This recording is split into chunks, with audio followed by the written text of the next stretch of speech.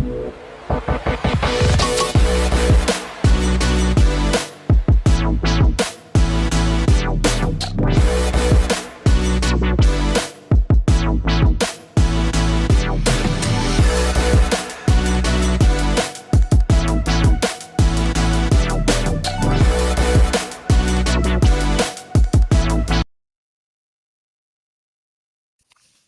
feel like we get to say like missed it by like that much.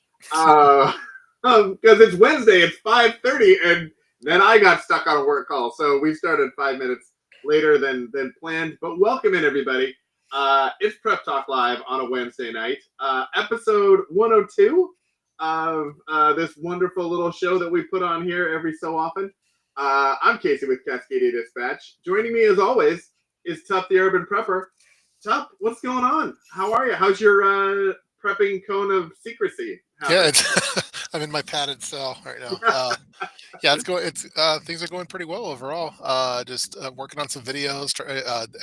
I take little coffee breaks or lunch breaks, and I sneak out with my little Osmo 3 camera and film some B-roll footage and all of that. So yeah, that's going well. I'm having to scale down my home preps in the garage because Miss Urban Prepper again wants more shelf space, and What does she want more shelf space for? she's expanding her network of canned goods, canners, and then also the jars and everything. And it's bleeding into my space now. So I'm having to think of creative ways to scale down my home preps because I have she's been eyeballing my shelves and the bins that I have over there. So I'm looking to see if I can scale it down in any way. The scale down. Well, first off, I'm glad that she's channeling her inner Sutton's days. It's sad that Sutton's days isn't with us right now to hear about that, but I feel like she is channeling that. Yeah, those. I mean, the big canning pots they're huge. They don't store nicely, and she has more of them now than what we had previously. So it's they don't build kitchens with preppers in mind. I don't think. No, you know where they store nicely is if you buy one, because you're supposed to do a canning show with the greatest canner of all time, and then you don't take it out of the box and it's still in your garage. It stores very nicely in the cube. You deal with a lot of shame and disappointment about yourself, but the canner it stores wonderfully. Yeah, it's yeah, I'm trying to pick my battles on this one, but I think I have an idea for how I can reduce some of my preps, but still have the same functionality, but just in a smaller package. So those are the things that's how we're working on. Oh well, so. Are you thinking about going more like multifunctional? So trying to do the smaller multi as opposed to the specialized. Yeah, kind of. And I have a new, I don't want to give away too much because I'll also crank out the video on it. But I think I have a new, instead of the bin approach, I have a different approach. I think that's a little bit more portable and but still has that OCD organization and color coding. So working on it. I'm very excited, and we're all waiting with bated breath to see what this video is and what the plan is. That's fantastic. Sorry, I keep rubbing my eye. I'm just so sad about losing the shelf space. Yes. I understand. It's kind of a touchy subject, and I get emotional. When you have to let some of your preps go, they're your some of them might be your favorite preps. They might be. Okay, wait a minute. They're talking about fruit and Jello in the chat room. We're not even talking about preps. I don't know what they're talking about. Yeah, Jello for dessert. Meatloaf and roast potato. Are they talking about what they're having for dinner tonight? Maybe they're planning on dinner plans. Yeah, it's great to see everyone. And yeah, there's a whole, I don't know what's going on, but apparently there's Jello happening. And I guess there's always room for that, especially in our chat room. Cool. Which is fantastic. So how is the cone, the padded room and the cone? Is that where you're taking out your frustration about losing? I'm in timeout a little bit. Yeah, I've been having to move around for when we sign on for this show to wherever I'm happen to be at the time. So do the acoustics in that room actually work well for voiceover? Is it kind of like a sound booth? It is they're really good. There's no echo. It's it's perfect for YouTube purposes. That is fantastic. Um, let's see. Yeah, I'm trying to work on. I've been playing a lot with like AI things lately, and trying to Pretty see cool. if I can use some AI things to try to not only make my content production more efficient and easier. So instead of me having to manually do everything, if there are ways to automate some of my processes, try Yeah. to get some of the things in my head out to the people. And then also just trying to come up with um, different ways of using AI to think about preparedness and think about it from like planning and um, anxiety, just all of those sorts of things. Like just little ways of trying to break this down beyond just, hey, you have a backpack or hey, you have flashlights or something like that. Like, how do you look at the totality of preparedness sort of thing? Yeah, I used it. It was like last night. We were planning our return to Las Vegas in the summer, Mm-hmm. and my wife's like, "Oh, well, you should do some videos while you're there." So, uh, so, so I'm like, "Oh, I wonder what ChatGPT says on what kind of videos would you do in Vegas." I wasn't too impressed with the recommendations, but they're kind of generic, I thought. But I find that I'm using it daily for all sorts of different things. Yeah. It's I ran the kind of I'm working in my head on this idea around kind of the stages of prepping, kind of like Yeah, an analog to the stages of grief. Not all that it's sad, but like the way that I feel like there are ways that all kind of people when they enter preparedness kind of go through these stages. And how do we like identify them and then help people identify which stage they're in and how to like move through and that sort of thing. yeah, And make it kind of funny and entertaining as I tend to try to do. And so I ran it through a couple of different models, and it was interesting. I have a friend that built this kind of UI on top of a bunch of different models, and so you can ask the question of the different models and see what answers you get back and how they're different and cool. how they're the same. So that was kind of interesting. So that we did last night over dinner, and I took Yeah, notes, and so I got to come up with some sort of a stream or something around that. I like it. Yeah, Yeah, I went to this past weekend. Went to there was a sportsman show. I guess for hunting and for boating, and it was over at the Puyallup Fairgrounds at the Washington State Fairgrounds. if there was a It, sportsman show for polka dancers, I think it would be a bit out of like. I'm glad it was for actual like fishermen and sportsmen as yeah, no, opposed. it was there was, but Yeah, there was a lot of prepper adjacent folks there. I could see yeah, a lot of cargo pants, a lot of pocket knives, and it was kind of like a shot show type thing, except less there was some prepping gear, but mostly yeah, other type of things. But I thought it had some bleed over and it gave me some ideas on some cool outdoor type stuff. So that was fun. They took the kids there, which was it was fun. now you've been to Shot Show. I've never been to Yeah, Shot Show, but yeah, you've you would been. love it. You Is would love it? Yeah. So one of these days, I'm like, all right, we need to go and do that. Do they have a lot of preparedness stuff there in addition to the it. Yeah, really yeah. aggressive flashlights, or You is could. it just mostly aggressive flashlights? Yeah, yeah. There's all sorts of stuff there, and it's like prepper paradise and like backpacks, random gear type stuff. There's a lot of uh, firearm related stuff, but it's also yeah, it's a it's a pretty cool event where you get to see all like the makers of the stuff that we like buying and actually get to talk with them and check out the latest and greatest gear. So it's definitely a cool event, and you don't have to spend it on one particular area. It's such a vast space where they have it at that you could spend your whole time on one particular floor and still not see 75% of the show. So that's pretty fun. And the event I went to this past weekend was kind of similar, but on a smaller scale on how it's organized. And you could definitely spend all your time in one particular section of it. So if you haven't gone, you should definitely go. It's like Comic Con, but for Yeah, flashlights Comic and yeah, yeah. things. There's a lot more of the tactical people over at Shot Show versus the homesteaders and stuff like that. But they should have a homesteader type event. Yeah, well, I've seen there are some homesteading type events, but they tend to be more in like the Midwest Yeah.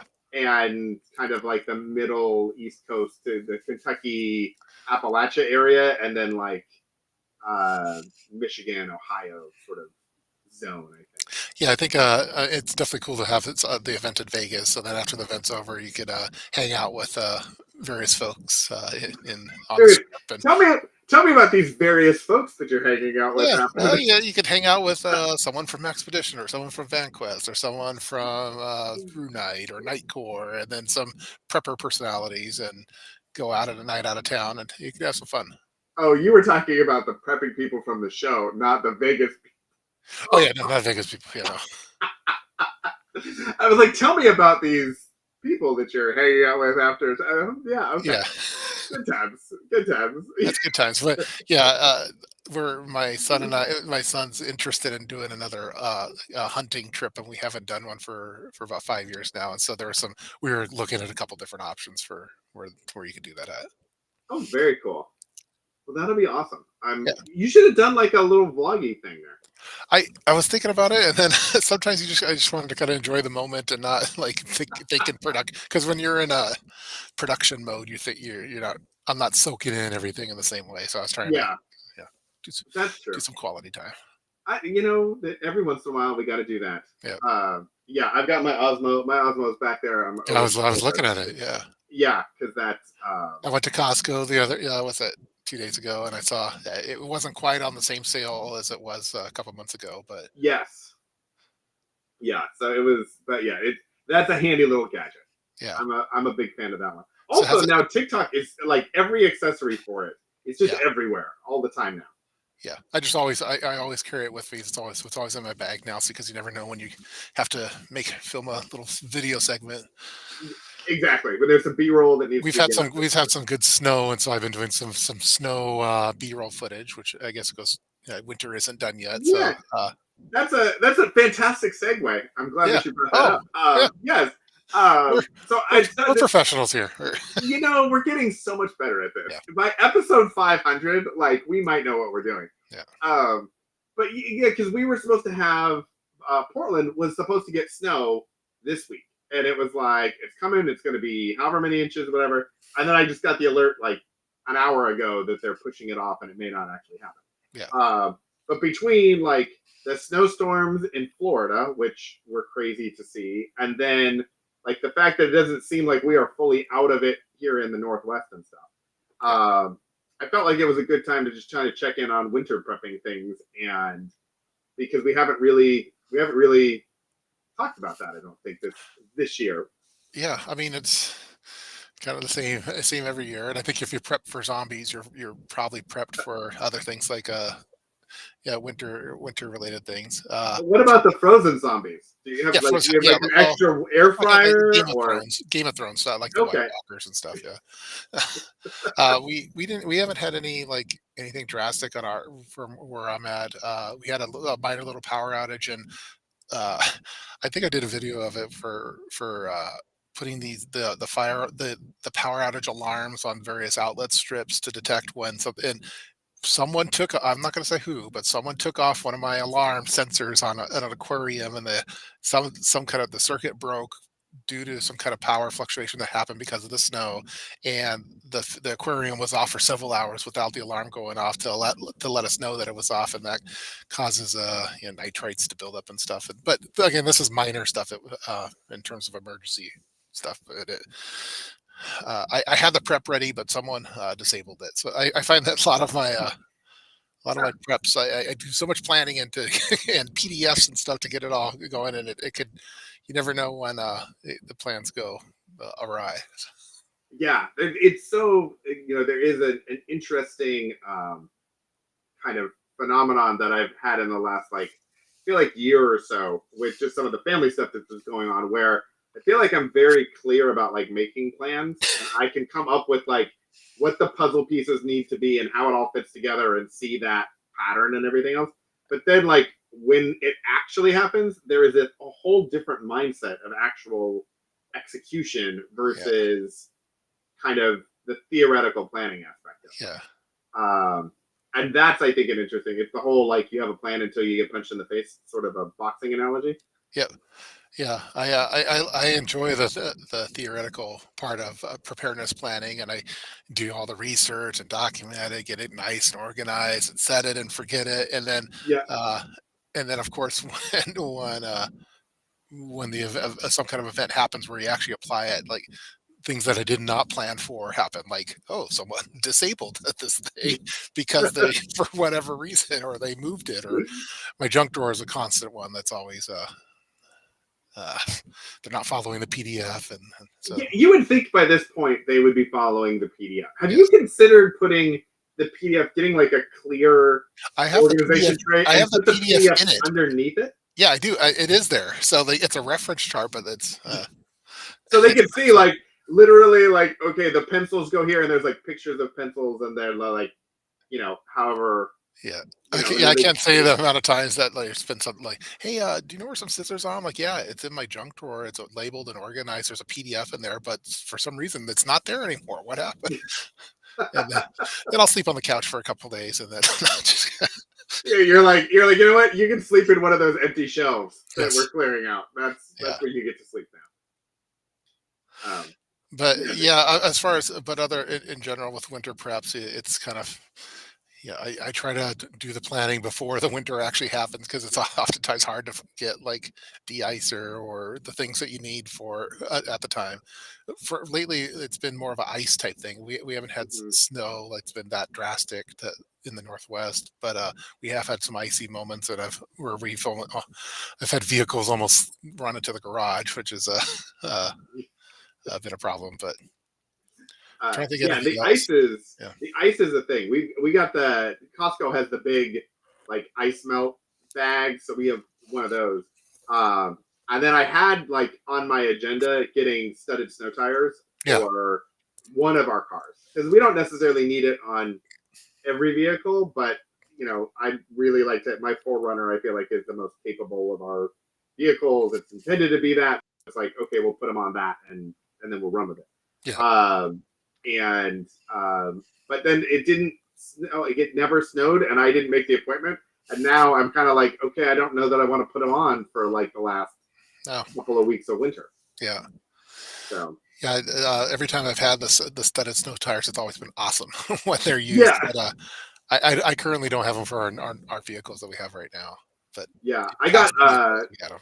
I've gotten very I don't know, overconfident is the right word, but like, I have some friends that we would go out. They like to go out to some quarries and do like off-roading stuff and their Jeeps and Land Cruisers and all that sort of stuff. Yeah. And I have just a fairly standard Forerunner. There's nothing special about it that I've really done to it, like systemically. I've made like running boards and I got different wheels and stuff, but like I haven't lifted it or anything like that. And we went out in the snow, and all the other cars were sliding and had to be in 4-wheel drive, and I was like in regular drive, just going on the snow, and then like hit 4-wheel drive and was totally fine. Yeah. And so I felt like the car actually has some pretty decent traction capability, even in those conditions, without Yeah. the addition of studs and stuff. But if we do get some ice and stuff, Yeah. studs would make Both it. of our vehicles are pretty are drive pretty well in the snow and ice. I think I told the story where I was complaining about my wife's compost pile that she had in the driveway, and it saved the day.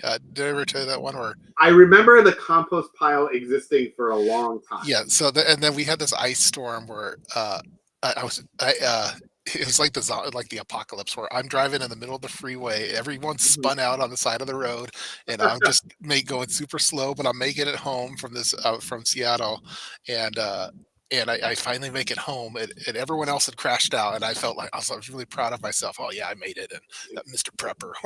And anyway, so I go into our driveway, and our driveway's on a hill, and I temporarily forgot that, oh, I can't go down a hill in ice, and so I did, and so then my car starts slipping, and boom, I hit the compost pile that my wife put in, so I didn't hit the garage door, and the compost pile saved the day. And I just told her, was that yesterday, that compost pile is what saved the day on that, and because I didn't want her to because it's been You didn't want another compost pile?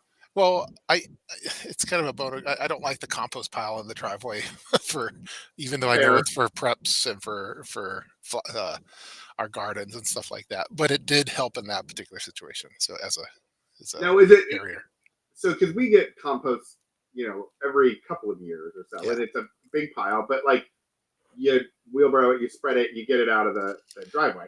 Are you doing it because like you're preparing for future growing seasons, and that's why it was I there for didn't that long? Or I didn't order this one, but it's it was like the scene from Jurassic Park where they're looking at the big that's a big pile of crap. yeah, It's like that size, and I don't know why it's that big, and we don't need that much for that much, but oh, it's on if you buy 5 yards, it's cheaper than if you buy one.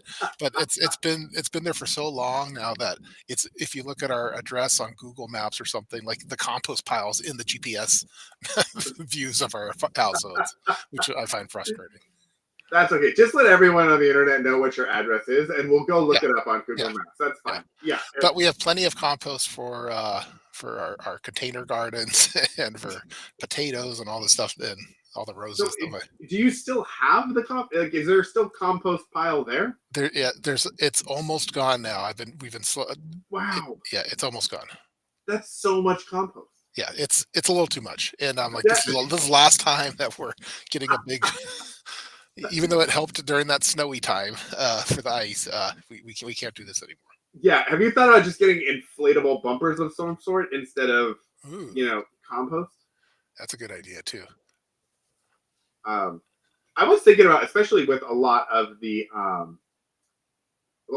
flooding that happened over the summer with the hurricanes and some of that sort of stuff. There were some really cool flood diversion um, kind of tools I've seen that I that. Yeah, saw, and I was like, I wonder, like, if those would be, especially for us in the Northwest, where like water, rain, that sort of stuff is a potential issue, depending on how close you are to like a river. So, like, we have a couple of creeks in our backyard that normally are pretty low lying, but if it gets going for a really long, a couple of days in a row or something really heavy, uh, it can start to kind of creep up. It doesn't yeah, get to our property.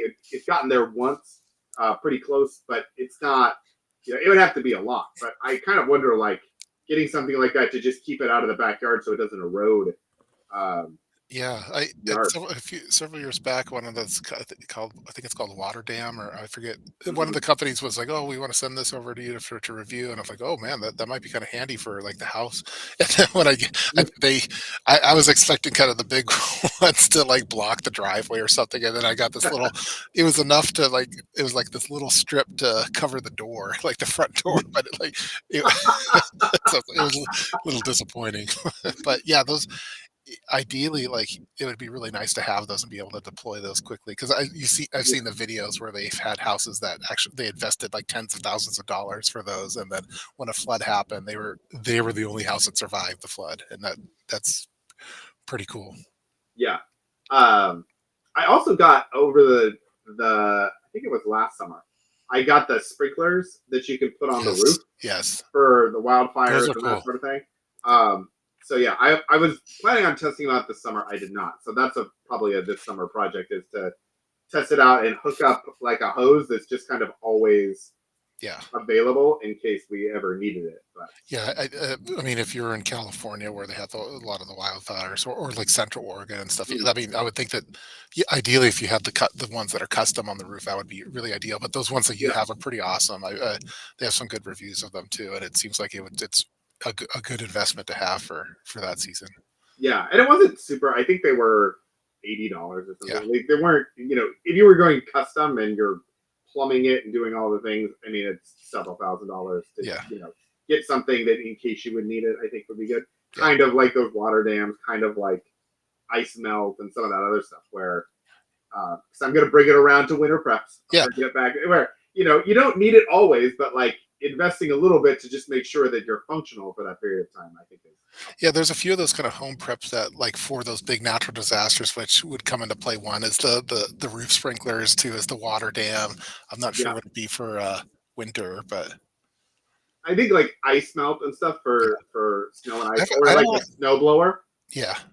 Do you have problems with the? I have the ice melt when it like it always sticks together, like it turns into a hard brick, and I have to throw it away for every other year. It seems like I can't buy it in bulk and just like keep it for multiple years. It turns into, for me at least, it turns into this hard, super hard rock that I can't do anything with. I'm gonna say I actually don't know because this is the first time I've ever got ice melt. Yeah, So we got it last. I think we got it last year. So we've had it for about a year, and it's just kind of in our garage. yeah. See But if we had a it really lasts multiple years. I'd be curious if it's just a me thing or not. yeah, well, because we had that really nasty ice storm in the Portland area, and my brother lives up on a hill, and so part of the issue was he couldn't get down from the hill because there were trees that were down. Like not only was the road slippery, but there were trees down and all that sort of stuff. And so we ended up getting him outfitted with ice melt, and I think we got him like a little snowblower or something. Yeah. By the way, he got it. I wasn't involved in it. But at a point they were not really sure they weren't able to get out of the house, and I was able to get up with my car and get kind of over some of the branches and through the ice sheet, like kind of they were like little tundras, they were little glaciers where there were like pieces of the road that were 3 inches thick with ice, and then there would be like a patch of road that was totally fine. And so kind of getting up there and doing that. But I thought about getting like a little, because they have like snow blowers and things that you can use like the DeWalt batteries with or the Ryobi batteries. So if you have kind of like those power tools, you can kind of get them as attachments, and then they work like that. They're not probably the most powerful of those, but if you don't use it all the time and you don't need everything gone, you're trying to do a driveway or something, I would imagine that would probably work. Okay. I'm hearing and seeing comments with regard to the water softener salt and the ice melt. Yeah, Yeah, for me, I put it in a 5 gallon bucket, but I didn't put it in with a gamma lid, so maybe that's where my problem was. and maybe like an oxygen absorber too. Yeah, so I just do it in the same way that you do for rice or something. Yeah, yeah. Take the salt, Yeah, put it in the Mylar bags, yeah. vacuum seal it, throw the whole thing in there. I might have to do Yeah. that because again, it looks like it just sucks up the moisture, and that's what's happening for me. So because, uh, okay, I could do that. We have the technology for this. I have the gamma seal lids. Although I guess the question would be, even with the gamma seal, like you'd have to get the humidity out, otherwise it would just sit in there and make a block in the bucket.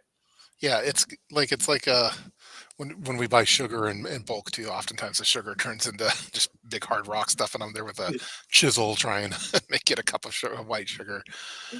Yeah, I just saw a sale over at Costco. Costco shout out, but so Yeah. it was like a pet food storage with a gamma seal lids, and they Hmm. were stackable. It looked pretty cool, and I think that would probably be good for ice melt too. But I'd still have to get maybe throw in some of the oxygen absorbers in there too. Yeah. I had looked at those for doing Moisture like, absorber instead of oxygen absorbers. oh, see, this is like Kalen MVP Kaylin, right there. Yep, exactly. yeah. Um, I was looking at it for like the pellets that you use in a smoker or a barbecue, Oh, that's good. because they sell the big Traeger bags of pellets and things, Yeah, but then they just sit in the garage or they're outside and they get wet. yeah. So getting something like that. Um, Cool. just make sure that you look in your bucket before you take a scoop and throw it somewhere, so you don't get the ice melt bucket into the, That's true. smoker Yeah, bucket. That yeah, would be a bad plan. I would not recommend it. yeah. I almost bought some of those buckets, but I was buying other things at that time. You were like, I'm buying canners. That's what I'm doing right now. I'm Yeah. not doing bucket. Do you have one of the things that I've been on a bit of a kick on lately in the last, I'd say, month or so, is just random little house projects. Things like we have like the shelving systems in our garage where there's like the track, and then you put the little triangle pieces on it, and then you put the shelf on it. Hmm. And so our whole garage, when we bought the house, had the track up, and then it had different shelves, and we've adjusted the shelves over time to make sure that.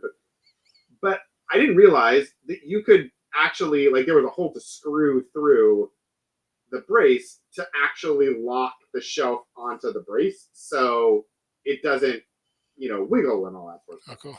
And so I realized that like with an earthquake and stuff, that would be pretty good to not have stuff falling off of the shelves.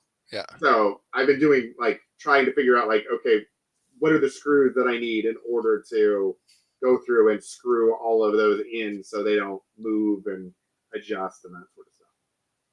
Yeah, I don't, our garage storage is definitely not earthquake proof. We were more earthquake proof when we were in our apartment before we came over here, and everything like had the earthquake straps or the locking for the cabinets and stuff. And our garage, Mm-hmm. like, if an earthquake happened, my shelving, thinking about it now, you gave me another project to do, I guess, but it'd be all over the place. It'd be a mess. Uh, That's kind of what we do here.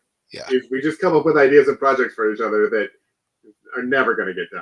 Yeah, But at one like point my we wife was like to get it. pricing out like to earthquake proof the house more where you could like uh, I don't know how you do it. You drill like the rebar down into the bedrock and it or something like that so the house would, Oh yeah, but that was like it was very expensive and so we didn't. It's like, you I were don't, like, you know what? Instead, let's maybe buy buckets. yes, yeah, let's That's a better idea. you buy a lot of preps for this. um, something we were talking about with the shelves uh, and earthquakes, and then I was going to. Where was I going with this? I had a thing. I was like, oh, this makes, but I don't know what the. I Yeah. yeah. Yeah, I did a video a while back where I was more into the earthquake preparedness with our particular home. I'm thinking now, like, yeah, my alcohol shelf is definitely not. It's more of a display thing, but it's not earthquake proof. Uh, I remember what it was when you were baby proofing the house. mhm. I feel like our house was a little more earthquake proof when we had kids That's true. because we had all of the latches on all Yeah, the doors and the yeah, cabinets and everything. And then once the kids were old enough, we were like, we don't want to have to walk around with the cabinet things and like just get rid of it all. yeah. I think that's probably we could all probably say that because looking back now, when we had infants and babies crawling, everything was earthquake proof. So, Exactly.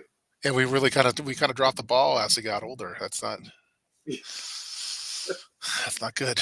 Uh, yeah, we just it would have it was good when we had it, and then now it's all a problem with Yeah. where we're at now. And reflecting now, certain things that we let slip over time, and I think my earthquake preparedness has slipped a little bit. Yeah, especially for the earthquake thing. Like if you're in a like a fire zone, then locking your cabinet's not as big of a deal. Like, okay, but for us who were actually in the zone and being like, oh wait, we just took all of our earthquake prepping off of our cabinets. Like Yeah, that was a bunch of it. Yeah, okay. I think we should probably not dwell on that. Otherwise, we will be sad. yeah, I gotta up our game a little bit. Yeah, It's a good yeah. another, Um, yet another project to do. I you have a late, liquor cabinet that like is your liquor cabinet or your alcohol cabinet? Is it like a cabinet that is appears to be earthquake proof or no, it's more of for display purposes, so it would be toast. I've always been more concerned of it for earthquakes, like because we have these large aquariums or the fish tanks that we have, and I'm just worried about yeah, those tipping over. And but they're so heavy that like those earthquake straps that you get from Quake Cold yeah, don't cut it. It's too heavy for that. So uh, at one point I was using like a 550 cord like drilled into like the studs and stuff on the wall. But we have this one tank right now that's even too heavy for that. I don't think the 550 cord is going to cut it either. So uh, I haven't quite found out a good solution for that. That's uh, one replicable for others.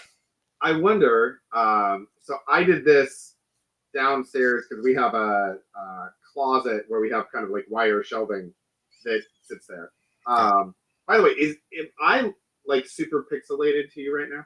Yeah, it's like a old school 1980s live Okay, stream. it's super weird. It's like one of my screens looks totally like 4K clear, and the other one looks super pixelated, and I can't tell like. I'm getting the super pixelated one, but Well, that's not I thought it good. was a me thing.